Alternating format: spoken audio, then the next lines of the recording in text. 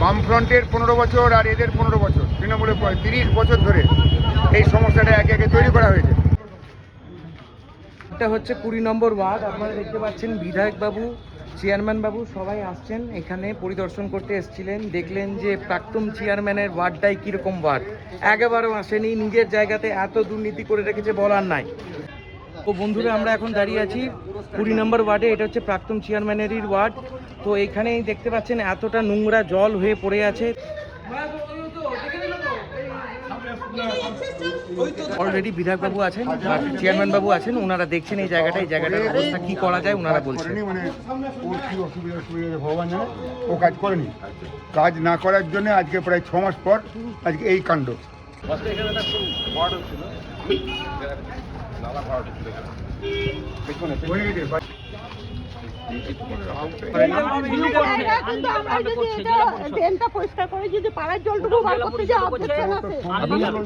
এই জলটা ভেতরে আছে। এটা হচ্ছে 20 নম্বর ওয়ার্ড। আপনারা দেখতে পাচ্ছেন বিধায়ক বাবু, চেয়ারম্যান বাবু সবাই আসছেন এখানে পরিদর্শন করতে এসেছিলেন। দেখলেন যে প্রাক্তন চেয়ারম্যানের ওয়ার্ডটাই কীরকম ওয়ার্ড, একেবারেও আসেনি, নিজের জায়গাতে এত দুর্নীতি করে রেখেছে বলার নাই। এই যে এই বিল্ডিংগুলো দেখছেন, এই বিল্ডিংগুলো হচ্ছে সব অবৈধ বিল্ডিং। এগুলো জোর জবরদস্তি করে বানানো হয়েছে, এগুলো টাকা খাইয়ে জোর জবরদস্তি করে বানানো হয়েছে। এটা কি অবৈধ? পুরোটাই অবৈধ। আচ্ছা, তখন হিন্দু মুসলিম হয়ে গেল।